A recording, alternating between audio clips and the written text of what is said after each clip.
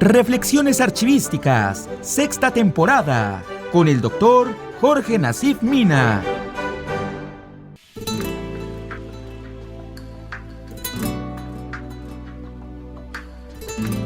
Amigos, ¿cómo están?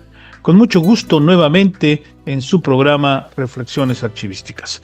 Como hemos trabajado la semana pasada, vamos a seguir hablando un poco sobre los documentos, los expedientes, los archivos, los sistemas electrónicos.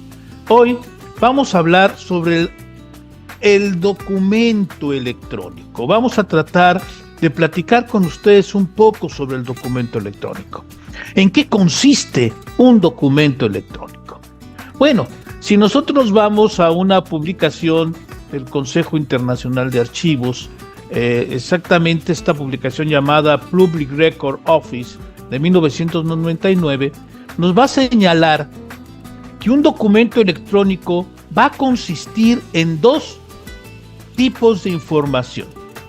Primero, el contenido, el documento y su estructura interna, los metadatos, que describen el documento y todas sus partes constituyentes. Entonces es el documento y su estructura interna y los metadatos que describen el documento y todas sus partes que lo constituyen. El metadato en realidad es una ficha de descripción electrónica. La gestión de documentos electrónicos tiende a concentrarse en el contenido y en los metadatos en los documentos simples, pero también se debe realizar un expediente como la unidad de instalación de los archivos electrónicos, principio que se repite desde los archivos que hemos denominado en soporte de papel, como en estos nuevos archivos o en los archivos que queremos llamar electrónicos. De igual manera, vamos a encontrar que el expediente es la unidad de instalación. ¿Cuáles son entonces las diferencias entre documentos convencionales, los que conocemos normalmente con soporte de papel, y los documentos electrónicos? Bueno, empecemos entendiendo sobre los registros y uso de los símbolos. Primero, en el documento tradicional, el contenido está recogido en un medio y a través de símbolos que lo hacen directamente accesible para el ser humano. Inmediatamente es accesible, lo tocamos, lo tenemos, lo olemos, ¿no? Olemos las tintas, olemos el papel, ¿no? Hasta el tóner de las máquinas los olemos cuando lo estamos imprimiendo.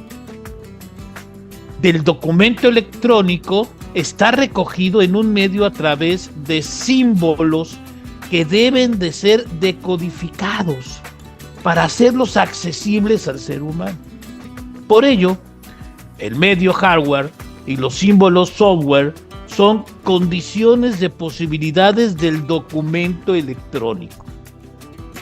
Es decir, no lo leemos, no lo sentimos, simplemente no lo tocamos, simplemente lo vemos. ¿Cuál es entonces la conexión entre contenido y medio? En el documento tradicional, el contenido es inseparable del medio, el soporte que lo recoge, es decir, el papel. En el documento electrónico puede ser separado del medio original y transferido a otros soportes.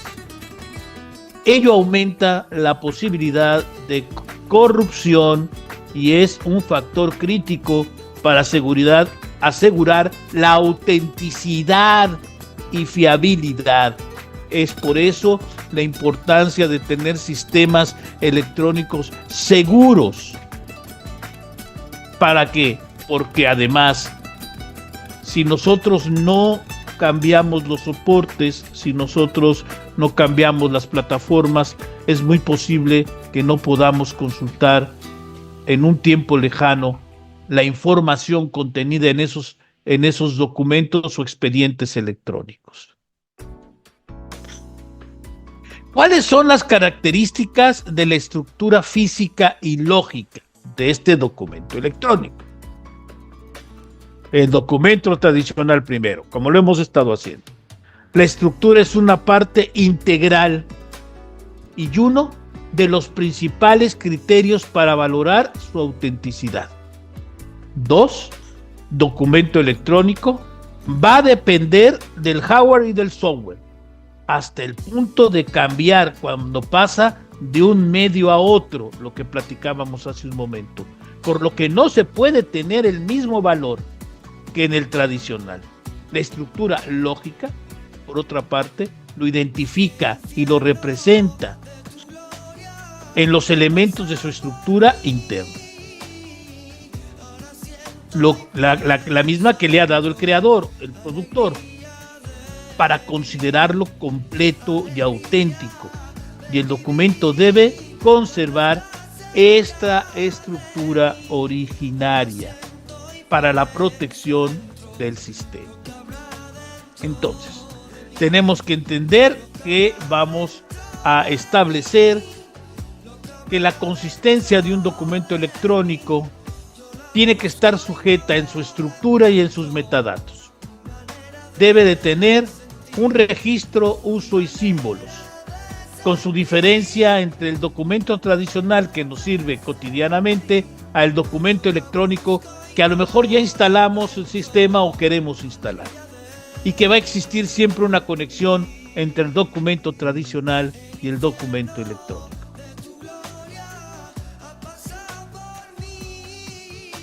No olvidarnos nunca de las características de la estructura física y de la lógica, haciendo siempre esta comparación para tener elementos cognitivos del documento tradicional y el documento electrónico.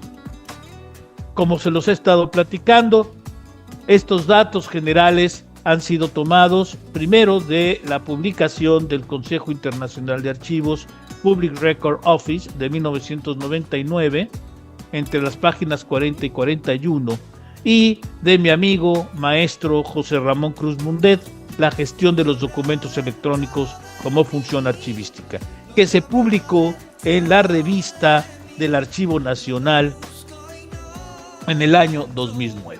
Todo esto para que ustedes vayan también completando su bibliografía archivística. Muchas gracias, me da mucho gusto poder estar con ustedes. Quiero mandarle un saludo a un viejo amigo conocido que vi hace poco en la Ciudad de México, que estuvimos platicando por muy buen tiempo y por mucho rato, recordando algunas cosas importantes de lo que son los archivos. Quiero que mi amigo Carlos, que trabajó conmigo en el Archivo General de la Nación y que estuvimos trabajando mucho tiempo, fue mi alumno también, y que ahora tuvimos el placer de una reunión de transparencia poder estar juntos. Carlos Ortiz Paniagua. Un abrazo, mi querido Carlos, muchas gracias por la plática que tuvimos. Y a todos ustedes, muchas gracias por estar nuevamente en Reflexiones Archivísticas.